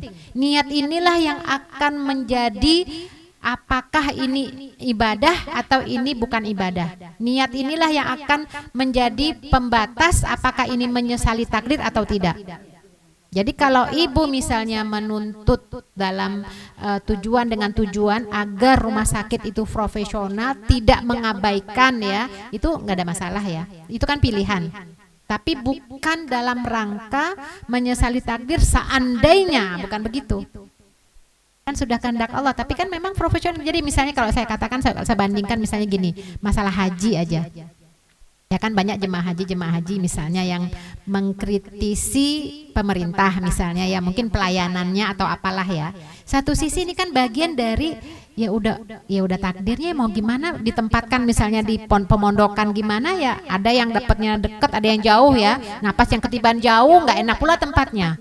Ya udah mau gimana lagi, tapi untuk kedepannya mestinya, nah ini kritikan dan masukan tuh boleh, Bu. Jadi kalau misalnya dalam hal ini pihak keluarga menuntut rumah sakit dengan alasan dan niatnya agar mereka lebih profesional lagi, tidak mengabaikan keselamatan pasien, jangan hanya apakah tenaga medisnya sedikit atau bagaimana, itu nggak ada masalah ya.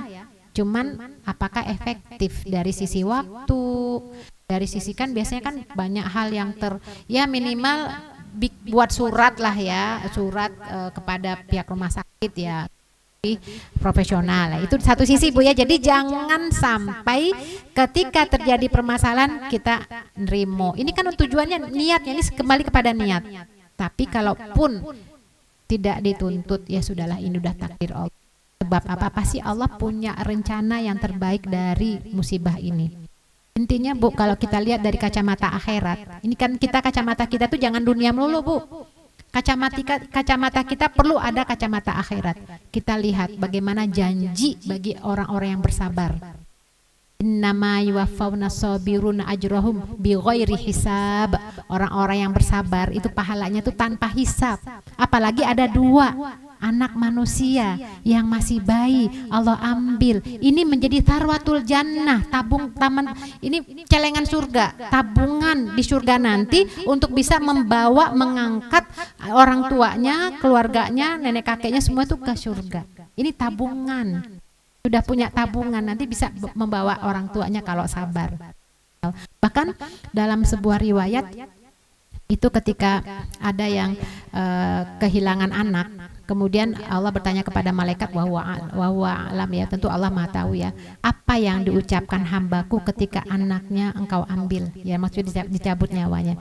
Ya Allah, dia bersyukur kepadamu dan beristirja. Jadi pertama kali diucapkan Pak, alhamdulillah inna lillahi wa inna ilaihi rojiun. Kan aneh kan Bu ya? Kok dapat musibah langsung alhamdulillah inna lillahi. Yang ada mah inna lillahi kan? Jadi akhirnya masukkan mereka ke Baitul Ham. Jadi ada nama surga namanya Baitul Ham. Orang-orang yang memuji Allah. Pintu Baitul Ham. Cuman jarang Bu orang yang kalau dapat musibah alhamdulillah. Yang ada mah langsung inna lillahi wa inna ilaihi rojiun. Jadi insya Allah mudah-mudahan kita melihat dari kacamata akhirat. Karena kita di dunia nggak selamanya Bu. Bisa jadi ada hikmah kita ambil. Pertama hikmahnya apa? Allah sayang dengan kita, dengan ibu, dengan anak ibu, bahwa ada loh itu tuh dengan surga yang nanti ngajak orang tuanya, keluarganya ke surga. Udah ada dua tuh. Itu kan manusia loh Bu, sudah ditiupkan roh, udah punya tabungan. Itu yang pertama. Yang kedua, kita ambil hikmahnya. Bila anak ini Allah takdirkan hidup, bisa jadi anak durhaka. Anak durhaka itu kan bisa membawa dampak madarat kepada orang tuanya. Bisa nuntut dia sama orang tuanya, saya nggak diajarkan kena jadi begini, orang tua saya masukin cemplungin ke neraka, bisa jadi Bu. Jadi ada hikmah, pasti Allah sayang dengan kita. Ya itu mudah-mudahan ya. Pahalanya orang sabar tuh besar, nggak kehitung, biwari hisab. Itu hikmah yang dapat diambil, yang masih banyak hikmah-hikmah yang lain. Jadi intinya ujian yang Allah berikan kepada kita itu pada dasarnya adalah karena Allah sayang dengan kita. Bisa jadi orang yang tidak diberikan ujian, bisa jadi itu Allah biarkan dalam keadaan lupa dan lalai. Jadi terlena dia dengan kehidupan dunia. Aku dong nggak disayang Allah, nggak dikasih ujian. Bisa jadi dia sombong. Sombong itu ibu tahu sombong? La yadkhulul jannah man kana fi qalbi dzaratan minal kibr. Enggak masuk surga orang yang punya sedikit aja rasa sombong. Uzubillah min dzalik. Jadi pada dasarnya setiap ujian musibah yang menimpa kita pada dasarnya sebenarnya karena Allah sayang sama kita, Bu. Allah ampuni semua dosa-dosa kita. Ya Allah, nanti masuk surga bigori hisab, tanpa hisab. Intinya yang penting adalah menerima dengan ridho, ikhlas dan sabar. Berat, Bu, ngucapinnya gampang ya. Tapi justru dengan kita bertemu ini saling menguatkan. Kita kalau bertemu ini saling menguat, jadi terasa kuat Bu. Walaupun nanti di rumah nangis sendiri ya, di kamar sambil sujud nangis, nggak ada masalah. Yang penting dengan kita berkumpul ini semoga keberkahan, kekuatan, kesabaran itu kita miliki, Bu ya. Mudah-mudahan diterima semua amal ibadahnya insya Allah. Dan enggak Bu?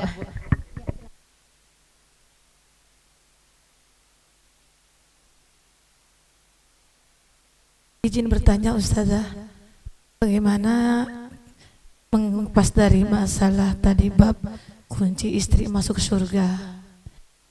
Beberapa kriteria yang menjadi syarat istri masuk dalam surga, yang Masya Allah membuat kita jadi terenyuh, sangat jujur. Apa hukumnya kalau suami menghandle pekerjaan istri? Maaf, di rumah saya ada kumpul anak-anak yatim. Jadi kebetulan saya sendiri guru di luar, mohon izin. Terus segala pekerjaan yang ada di rumah, maaf, mungkin agak kaget dan agak sedikit aneh. Dari urusan masak sampai urusan cuci baju anak-anak, itu suami yang handle. Ya maaf juga, kenapa nggak panggil orang untuk bantu? Atau kenapa nggak bisa dihandle oleh orang lain? Karena memang ada beberapa anak-anak yang sudah remaja yang udah layak untuk kerja, untuk membantu, tapi karena memang kami izin pantinya mandiri, jadi anak-anak itu lebih banyak leha-lehanya kayak main air, terlalu dibuang-buang lah listrik, jadi nggak jelas, jadi cepet habis tokennya, rinsonya apalah gitu, airnya jadi terbuang-buang mubazir. Akhirnya dengan itikat niat yang bulat dari 3 tahun yang lalu, semua pekerjaan dipegang oleh suami. Jujur, saya sendiri pun takut karena khawatir jadi istri yang durhaka. Makanya saya minta ridhonya, saya bilang. Tapi itu jadi akhirnya keenakan. Apa sudah terlayani. Jadi akhirnya saya udah nasihatkan, saya udah ingatkan. Alangkah baiknya kalau misalnya kita tarik orang, bukan nggak bisa narik orang. Permasalahannya kalau kita narik orang, kita harus bayar orang. Lebih baik saya wakafkan tenaga saya untuk ngurus mereka. Nah, menurut kacamata Ustazah, saya ini termasuk istri yang dolim atau bagaimana Ustazah? Mohon arahan petunjuk. Terima kasih. Yang menafkahi siapa Bu? Beliau juga. Beliau menafkahi juga. Betul. Masya Allah. Biasa. Masya Allah. Terima kasih Ustazah. Ya, pertama-tama tentu Ibu pasti bersyukur lah ya Bu ya. Bersyukur dapat suami yang bertanggung jawab, menafkahi, bantu istri pula. Masya Allah, luar biasa. Jadi bagaimana hukumnya? Sekarang gini Bu, pekerjaan, apakah ada pemilahan pekerjaan istri dan pekerjaan suami dalam rumah? Sebenarnya semuanya itu saling tolong menolong.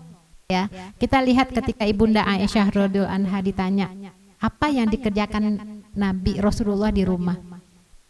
Ya seperti yang lain, bantu-bantu istri, ya nyapu, kadang-kadang menjahit bajunya, terus menambal bajunya yang sobek atau memperbaiki sendalnya. Artinya bantu-bantu istri. Nah, intinya adalah ketika pekerjaan itu dilakukan suami dengan ikhlas, istri nggak dosa, Bu. Karena memang tidak ada pemilihan-pemilihan istri kerjanya adalah harus masak, harus nyuci, nggak ada, Bu ya. Kerja rumah tangga ini adalah kerja ikhlas. Tapi ada kerja yang penting bagi istri yang wajib. Kalau suami menafkahi, istri melayani. Melayani siapa? Suami. Melayani suami urusan ranjangnya. Jadi kalau ada yang nolak suami itu malaikat nggak boleh, ya. Jadi melayani urusan ranjang dan mendidik anak, mengasuh anak, ya mendidik anak, itu tugas utama. Adapun pekerjaan rumah itu pekerjaan yang bisa saling bantu membantu selama ikhlas. Suami juga nanti nggak dapat pahala kalau dia tuh nggak ikhlas. Apalagi kalau lagi berantem tuh, saya kan udah begini, habis deh semua ya. Jadi intinya, Bu ya, ketika suami melakukan apapun pekerjaan dalam rumah dan dia ikhlas, istri nggak dosa. Makanya beruntunglah punya suami yang mau bantu istri. Beliau termasuk berarti mencontoh Rasulullah SAW ya, Bu ya. Rasulullah juga contoh istri kok. Rasulullah juga membantu istri, maksud saya. Ya. Masya Allah. Masya Allah, alhamdulillah. Kita doakan ya mudah-mudahan keluarganya sakinah, mawadah, warohmah, diberikan kebahagiaan, harmonis dunia akhirat. Yang lain bisa nyontoh ya, nyontoh suaminya. Jarang-jarang loh, Bu. Ibu termasuk bersyukur loh dapat suami yang Masya Allah. Nafkah lahir batin, Masya Allah ya, mudah-mudahan kita doakan ya sampai jannahnya, sampai surganya, insya Allah. Insya Allah, Bu, nggak apa-apa, Bu, selama suami ridho ya, kecuali kalau suami nggak ridho ya, itu baru deh. Masya Allah, beruntung ya, Bu ya. Alhamdulillah, Masya Allah. Assalamualaikum warahmatullahi wabarakatuh. Saya ini ya kekurangan, saya nggak ngelihat. Saya cuma mohon sama Allah, ditakuti ibadah saya itu nggak sempurna saja. Mohon banyak Allah untuk mengampuni saya. Saya itu bersyukur jadi orang beriman walaupun saya nggak seperti yang lain itu. Saya di situ udah bersyukur, udah ridho ya Allah. Cuman saya banyak kekurangan itu saja masalah ibadah. Takutnya ibadah saya nggak sempurna. Saya mohon doanya supaya Allah mengampuni saya. Cuma itu aja, Ustazah, saya mintanya. Saya cukup banyak istighfar. Untuk saya kadang begini istighfar saja. Astagfirullahaladzim, pernah kebalaya gitu ya. Lebih pirli untuk alaya. Terus untuk orang tua saya lebih pirli demi wali daya. Ntar untuk orang semua jamil muslimin muslimat. Apa betul nggak itu saja redaksinya kalau saya berdoa minta ampun. Gitu aja. Assalamualaikum warahmatullahi wabarakatuh. Waalaikumsalam warahmatullahi wabarakatuh. Ibu kita masih ngiri sama ibu siapa? Ibu Asmiati itu kita ngiri loh mestinya, Bu. Mata beliau tuh udah di surga loh, Bu. Kita ini kan belum apa-apa nih, belum nggak ada yang di sana ya. Ibu matanya sudah di surga karena Allah berikan ujian. Di dunia tidak bisa melihat. Jadi ketika kita di dunia ini ada yang kurang dan kita ikhlas bersabar dengan ujian Allah, itu udah di surga, Bu. Ya Allah. Masya Allah, Bu. Jadi mata ibu terjaga. Mata kita siapa yang bisa jaga, Bu? Melihat maksiat segala macam memang nggak dosa. Melihat aurat, nauzubillah min zalik, itu kan dosa, Bu. Nggak melihat apa-apa, nggak bisa dilihat apapun, nggak bisa. Allah jaga beliau. Mudah-mudahan ibu tetap istiqomah ya, Bu ya. Mudah-mudahan dengan keistiqomahan ini terus ya dibersihkan hati ya. Kan kalau setan tuh suka ini nih, suka bisik-bisikin. Ya nauzubillah, setan tuh suka bisik-bisikin amal kita. Kan kamu udah begini pasti kamu dapat surga. Akhirnya timbul rasa bangga, sombong, ria. Nah, itu setan itu. Makanya kita beristighfar, mohon ampun kepada Allah, itu udah benar, Bu ya.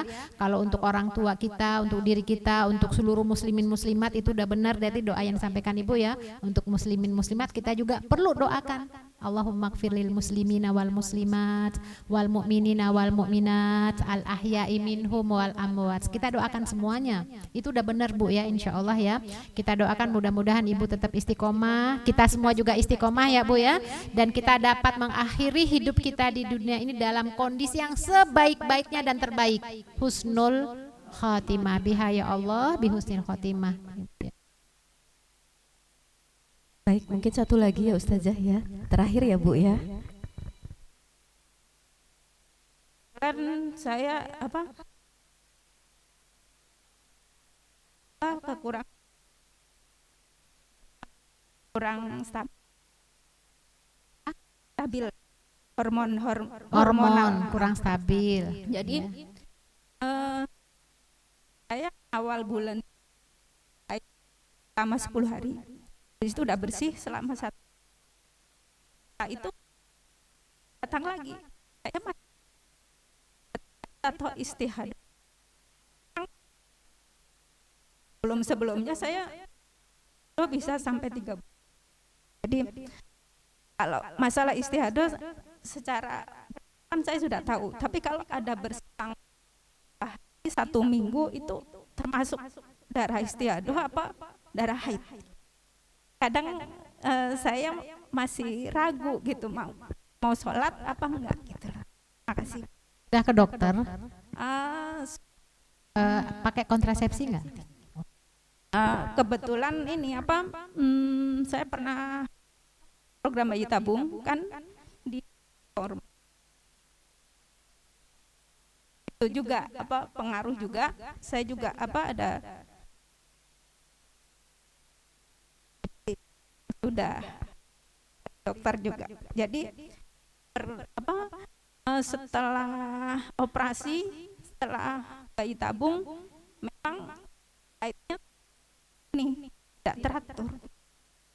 Kadang bisa sampai 15 hari, 20 hari. Kalau itu sih saya tetap sholat setelah 15 hari. Nah, ini baru kali ini ada selang 1 minggu termasuk istihadah apa darah. Untuk tanda-tandanya sih seperti haid gitu. Seperti sakit, perut sakit ini. Pokoknya tanda-tandanya seperti haid. Setelah seminggu, setelah sepekan keluar lagi darah, terus banyak. Enggak sebanyak seperti biasanya. Kalau biasanya kan 1 minggu sampai 8 hari itu masih pakai yang naik malam, habis itu kalau ini enggak terlalu banyak tapi darah bukan coklat gitu. Ya, ibu-ibu, mengenai darah ini kan penting ya Bu ya. Jangan sampai kita salah atau keliru dalam melihatnya atau menyikapinya. Bisa jadi itu adalah darah istihadah, kita malah nggak sholat. Jadi kalau melihat dari apa yang Ibu sampaikan, kalau memang biasanya 10 hari, udah patokannya 10 hari. Kemudian baru sepekan keluar lagi. Ini kan masih baru sepekan ya. Jadi para ulama memang beristihad, memberikan pandangan diantaranya jarak minimal antara 2 haid itu 13 hari, berarti itu kan 10 hari belum. Ya, jadi artinya batasnya 13 hari, ada yang menyebutkan 15 hari. Ibu lihat aja warna darah. Kalau warnanya merah bukan warna darah haid itu bisa jadi kan itu istihadah ya. Tapi kalau yang banyak gitu ya itu dianggap haid ya. Jadi dilihat gumpalan-gumpalan itu kadang-kadang yang namanya istihadah itu kan ada sebabnya Bu ya. Makanya coba deh cek ke dokter, karena kalau kita ke dokter kan Islam dengan kedokteran itu saling berkaitan.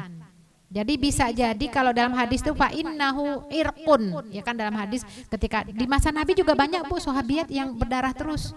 Bahkan wanita yang istihadah di masa Nabi itu berdasarkan hadisnya itu lebih dari 10 orang tuh kalau dari hadisnya itu ya.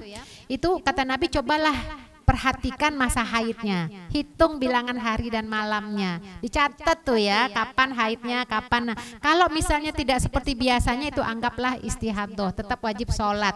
Makanya wanita yang istihadah tetap wajib sholat, tapi bersihkan dulu pakaian dalamnya, kemaluannya, ganti yang baru langsung sholat. Jadi nggak bisa ditunda-tunda. Kita tidak bisa menjaga wudhu. Wudhu sholat duha nanti dipakai lagi untuk zuhur nggak bisa, karena kan menjelang itu keluar darah kan. Jadi tetap wajib orang yang istihadoh, wanita yang istihadoh untuk tetap sholat. Lihatlah dari warna darah. Nah, bisa jadi fa'innahu irqun, kalau dalam hadis itu adalah, kalau dalam terjemahannya ada dua kan, irkun, ada yang mengatakan itu terjadi semacam penyakit di leher rahim, apalah mungkin kalau sekarang kayak miom apalah, penyakit-penyakit dalam, bisa jadi itu, bisa juga hentakan syaiton, ada juga yang begitu Bu, karena ada beberapa kasus Bu ya. Jadi ada seorang dokter gigi, ini kan lebih ini ya, tapi kan masalah haid kan beliau tidak ini ya, tidak paham juga karena bukan dokter kandungan. Kok keluar darah terus banyak gitu ya, akhirnya beliau ke dokter kandungan, sehat rahimnya, tapi kok kayak begini nggak seperti biasanya banyak keluar darah. Nah saya katakan bisa jadi itu adalah kerjanya syaiton ya, gangguan-gangguan syaiton. Coba di inilah baca ruqyah mandiri, terus dia bilang iya benar kami ada masalah keluarga, kayaknya ada keluarga yang ngirim-ngirim lah gitu. Jadi bisa jadi itu juga ada gangguan syaiton, dalam arti kita kan percaya Bu ya dengan yang goib. Kan ada orang yang bermain dengan jin karena masalah harta warisan, nggak suka dia kirim lah apa namanya, juga sekarang apapun dipakai Bu ya. Wanita-wanita yang mau merebut suami orang kadang-kadang pakai begitu juga, dia pakai yang model-model santet apa, itu kan pakai setan, pakai jin kan. Nah dengan berbagai cara, nah itu yang menyebabkan darahnya banyak. Itu bisa jadi itu istihadoh, bukan karena ya, karena dari sisi medis normal, sehat, nggak ada masalah. Jadi lihat warna darahnya merah, oh itu abaikan aja, karena setan tuh ingin manusia tuh nggak sholat dengan membuat ragu-ragu, wah jangan-jangan ini. Yakin aja Bu, ketika darah itu ini sepertinya darah haid 10 hari, oke 10 hari. Minimal jaraknya 13 hari ya, keluar lagi banyak. Kalau keluarnya flek-flek apa, udah abaikan. Termasuk ibu-ibu yang biasanya haid, kalau udah terbiasa, berdasarkan kebiasaan aja. Misalnya 7 hari, udah 7 hari. Hari ke-8-nya bersih, udah. Hari ke-9-nya keluar lagi flek-flek, abaikan Bu. Flek itu bukan haid. Kunna na'udu sufra wal qudroh ba'da turi syai'an, kata Ummu Atiyah. Kami nggak nganggap tuh yang warnanya flek-flek yang apa tuh, yang kekuningan sebagai darah haid setelah kami bersih. Itu godaan syaitan aja. Buktinya apa? Keluar flek padahal udah mandi, udah sholat kan ya. Waduh haid lagi nggak sholat. Nunggu lagi ntar nggak keluar lagi, nggak sholat. Jadi gimana ceritanya? Abaikan aja itu Bu ya. Kalau sudah kita mandi, sudah bersih ya mandi, udah kita laksanakan ibadah kita, nanti keluar sedikit-sedikit, abaikan aja. Itu bukan haid. Ya, toh ntar nggak keluar lagi kan? Nah, begitulah godaan syaitan ya, supaya kita nggak sholat. Ya Bu ya, jadi dilihat aja dari warna darah. Kalau memang dalam kondisi kita sudah bersih, sudah mandi, udah sholat, kemudian keluar lagi darah, belum masa haid, itu nggak perlu mandi. Itu kan istihadoh ya, dianggap istihadoh. Campur ya nggak ada masalah. Ya nggak apa-apa. Jadi kalau dari sisi fikih sih nggak masalah ya, tapi kalau dari sisi medis katanya kalau memang kondisi wanita itu ada penyakit di dalamnya ya barangkali untuk kesehatan kurang baik, tapi dari sisi fikih itu kan tidak haid ya. Makanya dilihat ada apa ya di dalamnya. Tapi sebaiknya sih untuk kesehatan ya. Kalau dari sisi kesehatan sih sebaiknya tidak berhubungan. Tapi dari fikih sih nggak ada masalah. Ya. Makanya tanya aja sama dokternya deh. Sebab sangat sensitif ya dalam kondisi rahim itu mengeluarkan darah ya. Ya, baik ibu-ibu yang dirahmati Allah, agar majelis kita ini diberkahi oleh Allah. Didoakan juga oleh para malaikat. Kita juga berdoa Bu ya. Mari kita beristighfar 3 kali ya bersama-sama. Astaghfirullahaladzim, astaghfirullahaladzim, astaghfirullahaladzim, alladzi la ilaha illa huwal hayyul qayyum wa atubu ilaih. Bismillahirrahmanirrahim. Alhamdulillahirabbil alamin, hamdan yuwafi ni'amah wa yukafi mazidah. Ya Rabbana lakal hamdu walakal syukru walakal mulku kama yanbaghi li jalali wajhikal karimi wa azimi sultanik. Allahumma salli wa sallim wa barik ala sayyidina Muhammadin wa ala alihi wa ashabi ajmain. Allahumma ighfir lana wali walidina warhamhuma kama rabbayana shighara. wali jami'il muslimina wal muslimat wal mu'minina wal mu'minat al ahya'i minhum wal amwat. Rabbana la tuzigh qulubana ba'da idh hadaitana wa hab lana min ladunka rahmah innaka antal wahhab. Ya Allah, ya Rahman, ya Rahim, ampunilah semua dosa-dosa yang pernah kami perbuat selama ini. Ampuni kami karena ketidaktahuan kami ya Allah. Ampuni kami karena kelalaian kami. Sesungguhnya Engkau Maha Pengampun lagi Maha Penyayang. Ya Allah, ampunilah dosa kedua orang tua kami yang telah merawat dan mendidik kami sejak kami kecil. Sayangi mereka ya Allah. Apabila saat ini mereka telah tiada, jadikanlah kuburannya raudhah min riyadil jinan, taman-taman surga. Ya Allah, ampuni semua dosa-dosa yang pernah mereka perbuat semasa hidupnya. Terimalah amal ibadahnya ya Allah, dan kelak kumpulkan kami bersama-sama dengannya di surgamu. Ya Allah, ya Rahman, ya Rahim, apabila kedua orang tua kami atau salah satu di antaranya masih bersama kami, jadikan kami anak yang solihah ya Allah, yang dapat berbakti di akhir usia mereka. Dan jadikanlah akhir usia, penutup usia mereka dalam keadaan husnul khatimah. Ya Allah, ya Rahman, ya Rahim, jadikanlah kami keluarga yang Engkau ridhoi, keluarga yang harmonis, keluarga yang sakinah, mawaddah, warahmah, keluarga yang tidak hanya berumah tangga di dunia ini, namun kelak Engkau satukan kami di Jannatul Firdausil A'la. Ya Allah, kami mohon kepadamu ya Allah, bantu kami agar kami bisa membimbing anak-anak kami ke jalan-Mu. Karuniakan kami anak cucu keturunan yang solih, solihat, berilmu, beriman, bertakwa, taat kepada Allah dan Rasul-Nya, berbakti kepada kami kedua orang tuanya. Ya Allah, lindungilah mereka dari semua bentuk keburukan, kemunafikan, kekufuran, kekafiran. Lindungi mereka dari pergaulan bebas ya Allah. Lindungilah mereka dari kejahatan syahwatnya. Lindungilah mereka dari teman-teman yang buruk ya Allah. Ya Allah, mohon kami, bantu kami dalam mendidik anak kami ya Allah. Bantu kami agar kami bisa membimbing mereka ya Rahman, ya Rahim. Ya Allah, ya Hayyu, ya Qayyum, kami mohon kepadamu ya Allah, karuniakan kami keikhlasan. Ikhlas dalam setiap ucapan, perbuatan, dan perilaku. Kami mohon kepadamu ya Allah, jadikan kami hamba-Mu yang bersyukur, mensyukuri semua nikmat karunia yang telah Engkau berikan kepada kami. Ya Allah, jadikan kami hamba-Mu yang bersabar, sabar dalam menghadapi ujian, cobaan, musibah yang menimpa kami. Ya Rahman, ya Rahim, bersihkan hati kami, sucikan jiwa kami, jauhkanlah kami dari penyakit-penyakit hati, lindungi kami dari semua yang dapat menghanguskan amal soleh kami, lindungi kami dari ria, ujub, sombong, takabur, munafik, iri, dengki, semua ya Allah yang dapat menghilangkan, menghapuskan amal soleh kami. Ya Ilahana, Anta maksuduna wa ridhoka matslubuna. Engkaulah tujuan hidup kami ya Allah, hanya ridho-Mu lah yang senantiasa kami cari. Kami mohon ya Allah, ketika kami mengakhiri hidup kami di dunia ini, ambil kami ya Rabb dalam keadaan husnul khatimah. Biha ya Allah bihusnil khatimah, biha ya Allah bihusnil khatimah. Ya Allah, bantulah saudara-saudara kami yang membutuhkan bantuan-Mu, sehatkan mereka yang sedang sakit, angkat semua ujian cobaan yang menimpa mereka ya Allah. Ya Allah, kuatkan ukhuwah umat Islam dimanapun mereka berada, jadikanlah kami umat yang satu, bersatu karena-Mu ya Allah. Karuniakan kami pemimpin yang beriman dan bertakwa, mudahkanlah urusan kami di dunia dan akhirat. Ya Allah, bimbinglah kami, pimpinlah kami ke jalan-Mu ya Rahman, ya Rahim.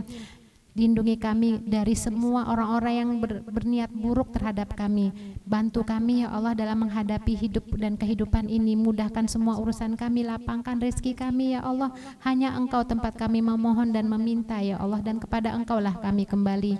Ya Rahman, ya Rahim, kami mohon kepadamu ya Allah, karuniakan kami kesehatan ya Rabb, sehingga kami dapat menuntut ilmu ke jalan-Mu ya Allah, agar kami mampu mengamalkannya dalam kehidupan ini.